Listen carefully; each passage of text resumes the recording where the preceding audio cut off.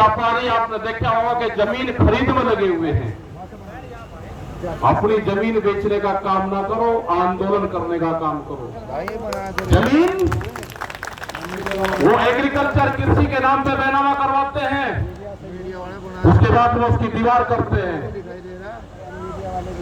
जहां दीवार हुई तो क्या उस चक्रोड पे फिर आप अंदर जा सकते हो? हाईवे की पूरी जमीन व्यापारियों ने खरीद ली, नेताओं ने खरीद ली, अधिकारियों ने खरीद ली। आपको आंदोलन करना पड़ेगा। जैसे आज आप यहां पे आए, इसी तरह से आने वाले टाइम पे मीटिंगें होगी, ब्लॉक स्तर पे मीटिंगें होगी। अपना ब्लॉक, अपनी मीटिंग, कोई ब्लॉक से बाहर का आदमी उस मीटिंग में नहीं आएगा। गांव के अध्यक्ष अपने सुझाव रखेंगे, आंदोलन को मजबूत करने का काम करेंगे पूरे देश भर में। वैचारिक क्रांति होगी, जो क्रांति जो विचार से जुड़ी हुई क्रांति हो वो होगी। उसके लिए अपनी फौज तैयार करनी है, अपने वॉलंटियर तैयार करने हैं। और ये ध्यान से सुन लो भाई, आरएसएस के लोग, अब ध्यान से सुन लेना, जिनका जो एजेंडा है, सब लोग जिनके गांव में मंदिर है, अपनी मीटिंग मंदिरों में करनी शुरू करो। मंदिरों की कमेटी बनाओ। तो आपकी वीडियो बंद नहीं तो ये बीजेपी और आरएसएस के लोग वहां की कमेटी बना के आपके मंदिरों को कब्जाने का काम करेगी। देश में मंदिरों को खतरा मुसलमान से नहीं है, देश में गांव के मंदिरों को खतरा बीजेपी और आरएसएस के लोगों से है। इनकी बहुत संस्थाएं हैं। और भी ध्यान से सुन लो, अगर आरएसएस के लोग लाठी लेके चलते हैं तो भाई आपकी भी परेड लाठी लेके ही होनी चाहिए। अगर उनकी मीटिंग, उनके साथ में अधिकारी उनकी शाखाओं में जाएंगे तो हमारे विचारधारा के लोग भी हमारे बीच में आएंगे, बैठेंगे। उनके खिलाफ कोई कार्रवाई हुई तो शाखाओं के खिलाफ हमारे प्रोग्राम चलेंगे।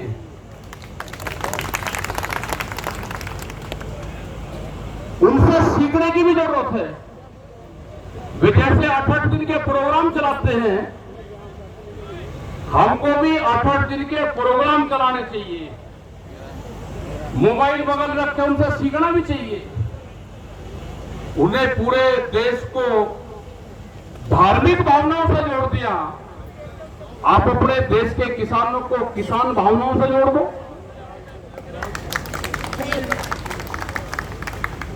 मीटिंगें करो अपनी गांव-गांव में, कमेटियां बनाओ, वे आपके बीच में आएंगे।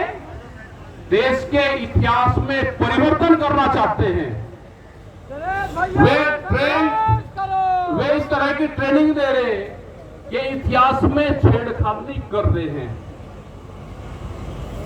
ऐसा नहीं है कि उसमें वही लोग हैं, उसमें मुस्लिम समाज के लोग भी हैं जो आरएसएस की विचारधारा रखते हैं। वे अपने वहां पर छेड़खानी करेंगे। उसमें सिख समाज के लोग भी हैं। सिख समाज का और मुसलमान का बीजेपी से क्या संबंध है? भूल गए जो आपके साथ अत्याचार हुए। लेकिन इनको आरएसएस की ट्रेनिंग देके इनके ग्रंथों में छेड़खानी करवाई जा रही है। दरबार साहब जो हमारा धार्मिक स्थल अमृतसर में पड़ा, वो है उनकी कमेटियों में आरएसएस के ट्रेनिंग शुदा सिख समाज के लोग वहां पे घुसा दिए। तो इनसे बच के रहना। इनके विचार तो जरूर ले लो, इनकी पॉलिसी ले लो, उस पर काम करने की जरूरत नहीं है। अपने बीच में देखो, ये हमारे संगठन में भी बहुत लोग घुसने की कोशिश कर रहे धीरे धीरे। इनसे बच के रहना, इनसे बच के रहना। संगठन में इनके लिए कोई जगह नहीं भाई। जो आदमी देश को तोड़ने की बात करता है, जो संविधान के कायदे कानून में नहीं चलता, जिसने पूरे देश की संस्थाओं पर कब्जा कर लिया, जिस देश में कैमरा और कलम पे बंदूक का पहरा है, जिसने पूरे मीडिया हाउस में कब्जा कर लिया, जो पार्लियामेंट में लोकतंत्र के मंदिर में अगर विपक्ष के लोग बोल रहे हैं और उनको धमकाया जाता है एक मेंबर पार्लियामेंट के द्वारा कि या तो बोलना बंद कर दो, नहीं तो आपके घर पे ईडी और वे आ जाएगी, तो क्या इस तरह का देश में कोई आ जाती है अभी? इनका कोई एजेंडा नहीं है, इनका एजेंडा है कि वोट कैसे मिलेगी। देश में एक ही चीज पर रिसर्च हुई, फसलों पर कोई रिसर्च नहीं है। एक चीज पर रिसर्च जरूर है कि वोट कैसे मिलेगी, उस पर पूरी रिसर्च देश में हो रही है। और जो विपक्ष के लोग हैं भैया, इन्होंने भी गठबंधन बड़ा बना लिया, बड़ा कुनबा हो गया, आपस में मत लड़ो। देश में अगर विपक्ष भी कमजोर होगा तो देश में तानाशाहों का जन्म होगा, तानाशाहों का जन्म होगा देश में। विपक्ष भी देश में मजबूत रहना चाहिए। जनता की कोई गलती नहीं है, जनता को कोई वोट नहीं दे रहा, लेकिन अब तो भाई जब गिनती होती है तो बीजेपी का हरा हुआ कैंडिडेट जीत का सर्टिफिकेट लेकर जाता है। क्या कोई एक आदमी कोर्ट में गया, कोई एक आदमी इलेक्शन के वहां गया और उसका असर ये रहा कि जो छोटे चुनाव हुए उसमें जो किसान का चुनाव था, जिला पंचायत का, जो बैंकों का चुनाव था, जो सोसाइटी का चुनाव था, अगर कैंडिडेट बीजेपी का नहीं है, दूसरा कैंडिडेट कोई किसान है, तो उसके सबके पर्चे कैंसिल हुए। तो शर्म आनी चाहिए भाई किसान संगठनों को भी। विपक्ष के लोग कोई आंदोलन नहीं कर रहे, और जब तक विपक्ष के लोग लाठी नहीं खाएंगे, जेल नहीं जाएंगे, घर के बेडरूम में सोएंगे, तो भाई सोते ही रहेगा ना, हवाई आपका काम। हम नॉन पॉलिटिकल लोग हैं, अपनी बात कहेंगे, जो देश में सत्यता होगी वो कहेंगे। अगर सरकार, कोई भी सरकार खिलाफ किसानों के फैसला लेगी तो उसके खिलाफ हमारे आंदोलन जारी रहेंगे। हम अभी मध्य प्रदेश में जाएंगे 20 तारीख के बाद में, छत्तीसगढ़ जाएंगे, राजस्थान में जाएंगे, उसके बाद में बिहार में जाएंगे। तो जो भी सरकारें किसानों के खिलाफ फैसला लेगी, हम उसके खिलाफ वहां पे बिगुल बजाने का काम करेंगे। क्योंकि बिहार में भी 17 साल पहले बाजार समिति जो मंडियां हैं वो बंद है, बिहार में कोई मंडी नहीं है। बिहार के लोग इसीलिए तो मजदूर बन गए, या तो वे मजदूर और लेबर बन गए, या वे पढ़ाई में चले गए तो अधिकारी बन गए। किसान बिहार में कोई बनना नहीं अब चाहता, क्योंकि बड़ा व्यापारी गांव में जाता है, फसलों को खरीदता है, उसको रेट नहीं देता। तो आप अपने आंदोलन को तीन रखें। बिजली का एक बड़ा इशू है, कई स्टेट में बिजली फ्री है, प्रदेश में सबसे महंगी बिजली। घोषणा पत्र में यह कहा कि बिजली फ्री देंगे, सरकार बनने के बाद में कहा कि 1 साल के लिए फ्री देंगे, लेकिन मीटर लग रहे हैं। मीटर में को फ्री बिजली कैसे आएगी भाई, वो टेक्नोलॉजी बता दो, वो नहीं बता रहे। देखो 5 साल मीटर नहीं लगेंगे, हम तो घोषणा पत्र को मानेंगे। या तो ये कहोगे घोषणा पत्र नकली था, जिसने घोषणा पत्र बनाया उसके खिलाफ रिपोर्ट दर्ज करो। अगला जो आपका चुनाव होगा 27 में, जब भी यहां पे विधानसभा का चुनाव होगा 27 में, उसमें घोषणा पत्र लेकर और उसमें कहोगे मीटर लगाएंगे। जो दस्तावेज है उसमें फोटो लगा के बड़े बड़े होल्डिंग बनाओ, ये लगाने पड़ेंगे। आवारा पशु का एक बड़ा मामला है, मुख्यमंत्री जी ने कह रहे घोषणा तो उन्होंने ठीक कर दी, जो घोषणा करी भाई उसकी तारीफ भी करनी चाहिए। उन्होंने कहा कि अगर आवारा पशु कही है तो उसको थाने में ले जाओ, जो थानेदार है उसके पास में फंड है, वो बड़ी गौशाला में उसको भिजवा देंगे। तो भाई एक बार धन्यवाद देना मुख्यमंत्री का, फेरे पीट दो। जो आवारा पशु है उनको पुलिस स्टेशन में ले जाओ, क्योंकि थानेदार के पास में फंड है, वो गांव को, पशुओं को बड़ी गौशाला में भिजवाने का काम करेंगे। भाई जब चोर को भिजवाने का काम करे तो ये भी तो इन्हें कौन भिजवाएगा? तो कहाँ लेकर जाने हैं हमारा पशु? पुलिस स्टेशन में। मुख्यमंत्री जी का एक आध काम तो ठीक है, ये ठीक है नहीं? हाँ ठीक है, एक आध काम तो कम से कम ठीक कराइए, क्योंकि थानेदार जी एक कार्तिक काम नहीं करता हो, धारा धारा ठीक काम करने लगेगा। मुख्यमंत्री की घोषणाएं में हम घोषणा पे काम करते हैं, इसे प्रमुखता से ध्यान रखना। थानेदार झूठे मुकदमे लिखे, आवारा पशु कहाँ जाएंगे? वे जाएंगे थाने में। आवारा पशु जंगली जानवर जो खास करके बिजनौर और जो हमारी लखीमपुर खीरी तराई की जो बेल्ट है, इसमें पहाड़ से नीचे जो जंगलों से जंगली जानवर आ रहे हैं जो हमला करते हैं, उनको सरकार फेंसिंग वहां पे करे, तारबंदी करे, उसमें गेट लगाए, नीचे में जानवर ना आए। ये इशू है, बहुत जगह आंदोलन आपके चल रहे। बाजपुर में उत्तराखंड में 20 गांव की जमीन ली जा रही, वहीं पे ही ये जसपुर में आंदोलन हमारा चल रहा, घर तोड़े जा रहे। ऐसे ही हमारा डोईवाला में, वहां पे भी 20 गांव की जमीन ली जा रही है कि स्मार्ट सिटी बनाएंगे। स्मार्ट गांव की बात करो भाई, सिटी तो जो पड़ रही है इसी में ही काम कर लो। तो ये है कि जो ज्ञापन है, जो अधिकारी यहाँ पे है, गन्ने का रेट का सवाल है।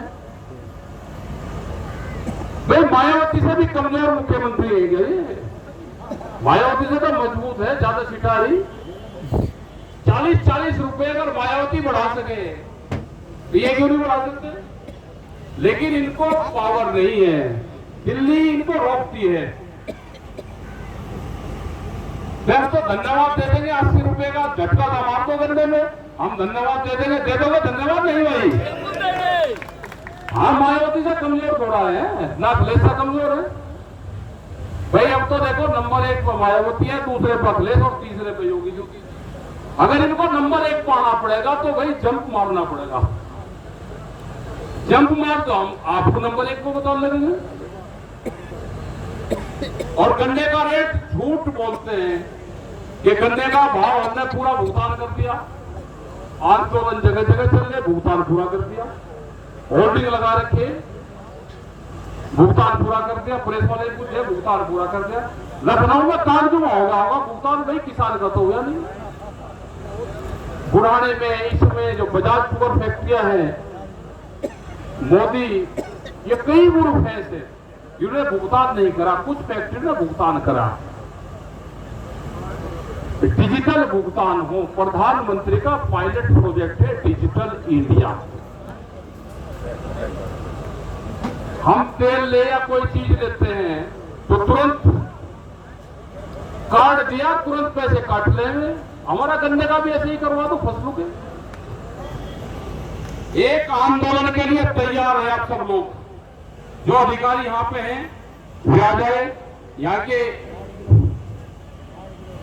बाढ़ का जो सूखे का जो किसान उससे त्रस्त हैं, उसका मुआवजा ये करीब 5-6 स्टेट का मामला है। उनके लिए सब जगह आंदोलन चल रहे। हरियाणा के लोग यहाँ पे हैं, हरियाणा, पंजाब, उत्तराखंड, हिमाचल, बिहार, इनको बहुत नुकसान हुआ, उसकी भरपाई करें। ये है अधिकारी आ रहे जो यहाँ के अध्यक्ष हैं, उनको वो तो ठीक है, ना हो तो कोई बात नहीं, प्रेस ही हमारे अधिकारी रहे। तो यहाँ से जो लोग भी जाएंगे उन्हें बुलवाओ एक बार, है क्या अधिकारी? बुलवा लो और जगह छोड़ दो। यहाँ पे लखनऊ का कौन लोग है?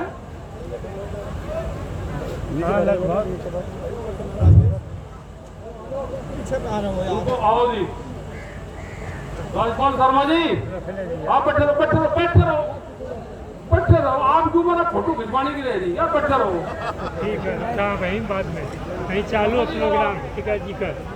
ओ भाई हेलो, इधर आ जाओ, यहाँ प्रोग्राम चालू उनका। बड़े में आप थोड़ा सुनाई देता मीडिया है? कवरेज कर लेते थोड़ा इधर आइए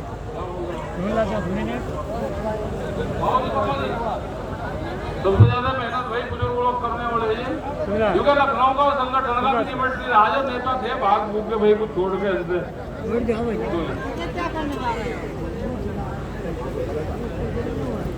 हाँ नहीं ठीक है मुलाकात करते रहो छुट्टी मुलाकात ना करियो हाँ ठीक है दो जी हमको पुलिस के पास में ज्यादा पावर आ रही अब काम करते रहो जी ठीक है इनमें 2 पेज है ये जहाँ भी होगा अपना भेजने का काम करो ये तो आप बताओ आपका ज्ञापन जो है सामान यहाँ ले लिया गया है और जो भी संबंधित जिम्मेदार पद पे होंगे उन सभी तक आपकी बात पूरे जोर के साथ पहुंचा दी जाएगी। धन्यवाद।